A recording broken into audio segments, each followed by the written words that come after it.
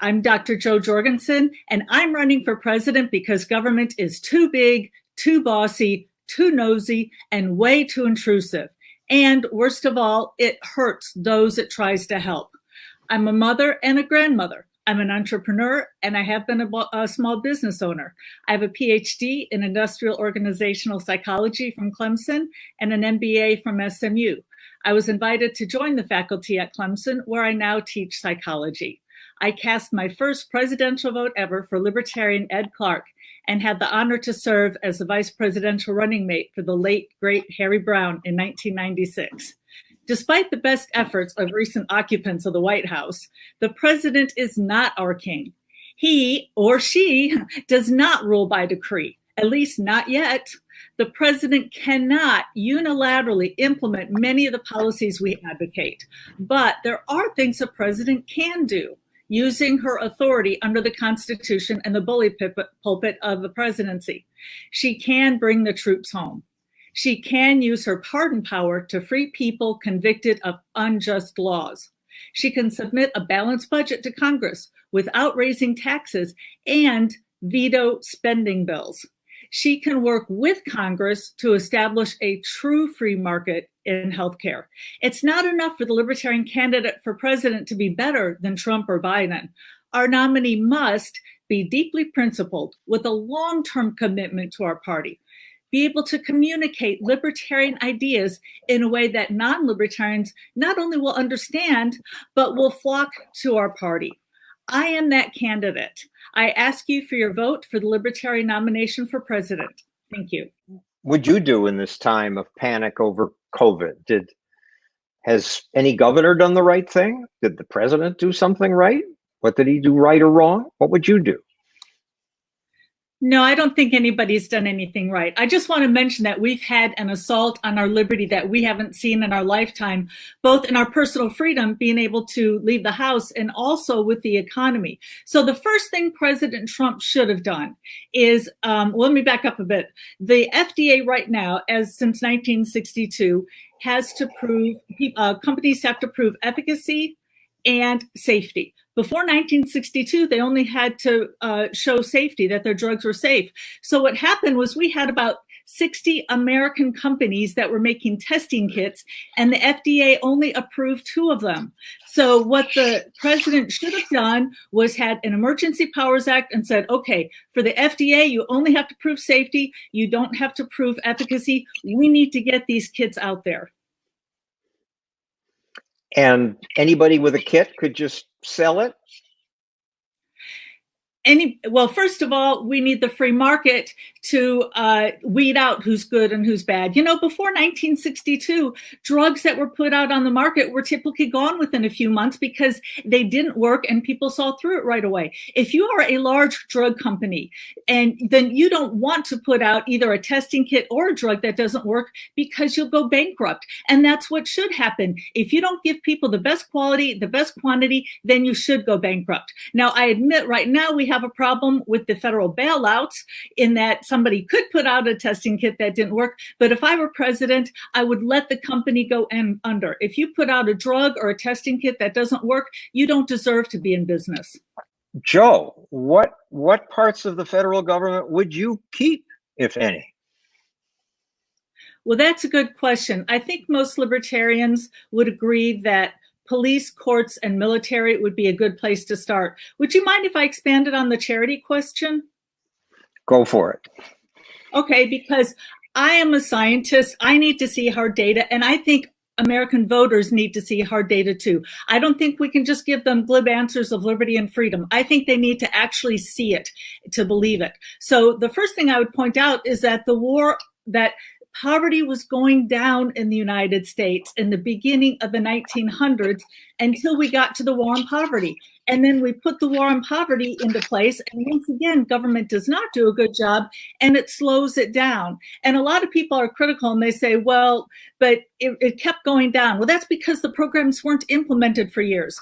And I really like to explain, as you know, I'm a teacher, and I like to explain concepts through stories and examples. And one of my favorite charity examples is that of the United Way in the early 90s. So in the early 90s, there was a big scandal because the president of the United Way spent something like $400,000 on artwork.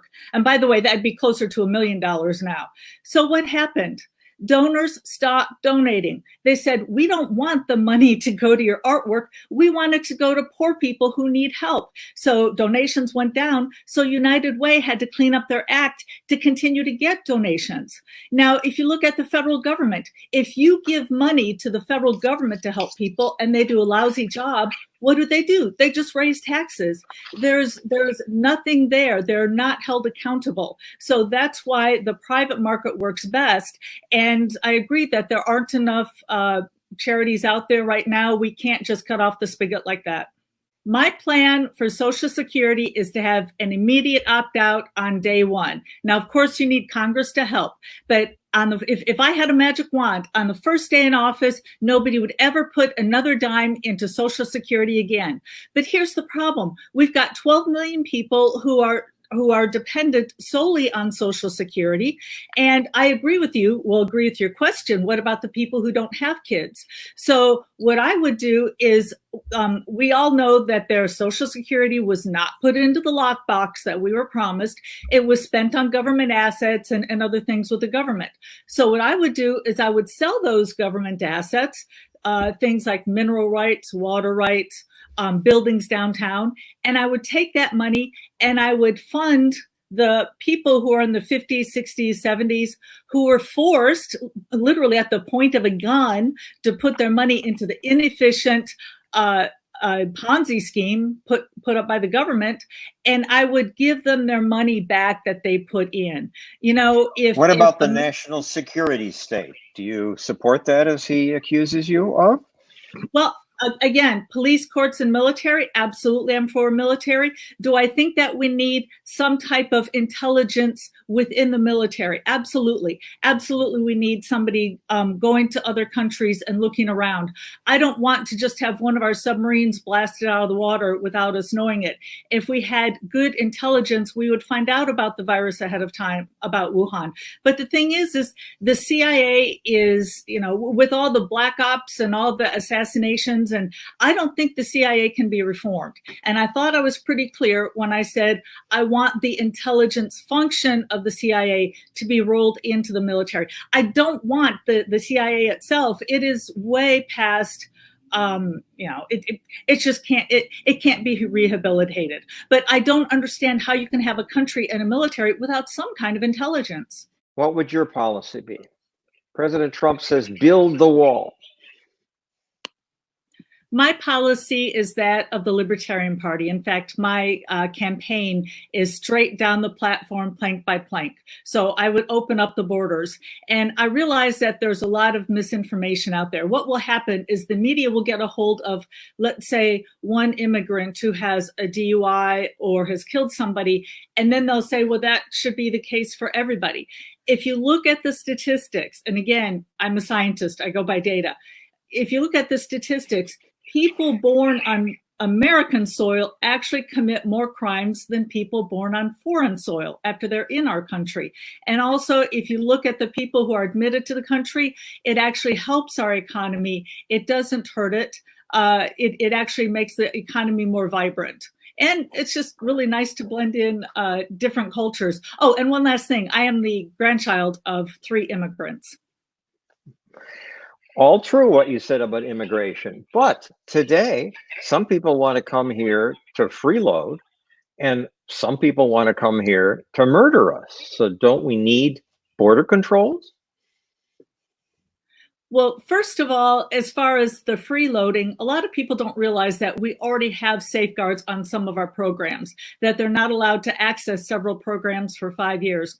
And as far as murdering us, I mean, if the chances of being hurt by a terrorist are like worse than being hit by lightning.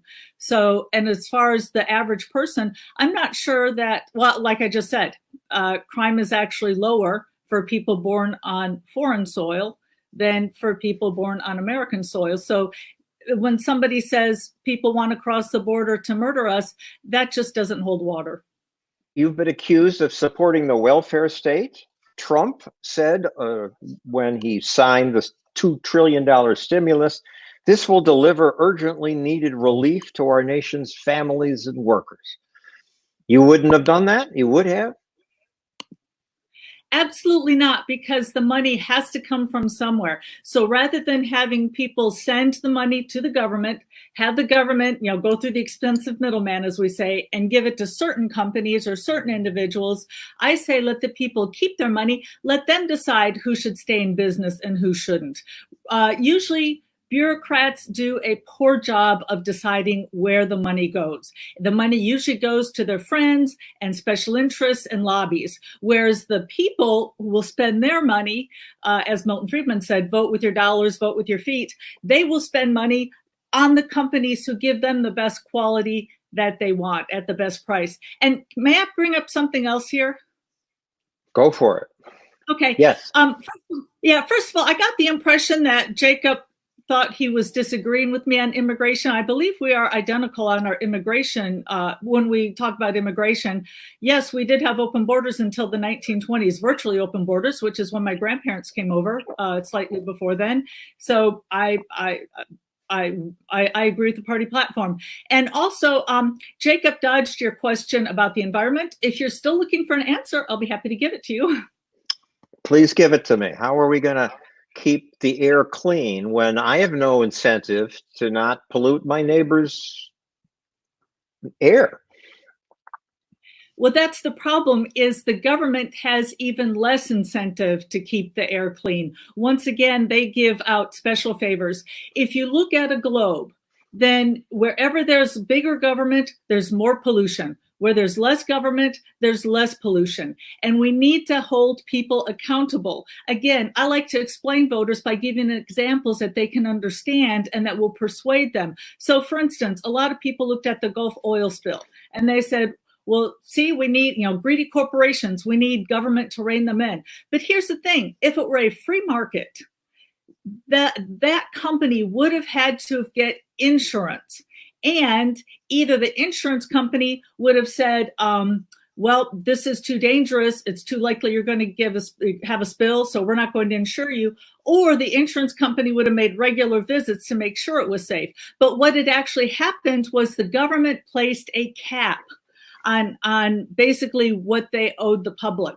And that's wrong. People need to be held accountable anytime they mess up the environment. And right now, the government is just letting people get off scot-free. Let's just quickly do a couple lightning rounds on another subject, starting with you, Joe. Would you legalize marijuana? Legalize everything. What's government's role in terms of education? Should there be a Department of Education?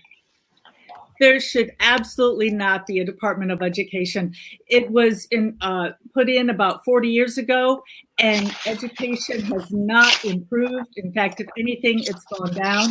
And right now, if you look at all of the different fights we have, I'd like to point out that right now, voters pay attention to voting because they have to. And I look at voting libertarian as basically self-defense. So if you want to pick out, let's say, what kind of school your kid goes to, whether there's uniforms, whether they have to cut your hair or have religion or say the Pledge of Allegiance and all that, you have to go vote for that. It would be much better to let parents, teachers, and students decide which schools to go to rather than having government give a one-size-fits-all. One size fits all rarely fits anyone. What cabinet departments would you keep? Well, I do want military. Defense. Yes. State. I do want defense. Here's the thing. We need to become less involved in other people's affairs. So I don't want the job of going around and talking to other countries and making nice to them and asking them to not build nuclear weapons. And besides, people have already learned from us, hey, if you're nice to us and you do what we say, sometimes we'll assassinate you and get out of office. So what I want is free, open borders. Here's one of my favorite stories. In the early 80s, I had a Fiat Spitfire. And I was parking my car at a grocery store, and an older gentleman came up, and he had this scowl on his face, which I couldn't understand because I didn't think I'd cut anybody off. But he came over, took a look at my car, and said, "Why are you driving an Italian car?" It turns out he was a World War II veteran. And I didn't want to get into a debate or an argument with him since he did serve our country. But the point is, Italy is not going to bomb us if we're buying their cars. Japan is not going to bomb us if we're buying Toyotas. So what we need to do is just trade peacefully with people, and we'll see a lot of these other problems disappear. Do you say sex work should be kept illegal? Of course not. Like some people have said, prostitution is basically capitalism and sex. Which of those two are you against? I'm for both. I propose bold libertarian solutions that Americans can understand and that they can learn to love. As president, I will downsize the federal government so we can end deficit spending and end the income tax. Each American family will get back, on average, about $12,000 a year. I will make America one giant Switzerland, armed and neutral. Finally, we'll be at peace. I will work for a truly competitive market in healthcare, innovative, safe, high quality, low cost, and affordable. I will pardon and free prisoners convicted of so-called crimes without a victim. Please vote for me for the presidential nomination and visit joj2020.com and join my campaign. Thank you.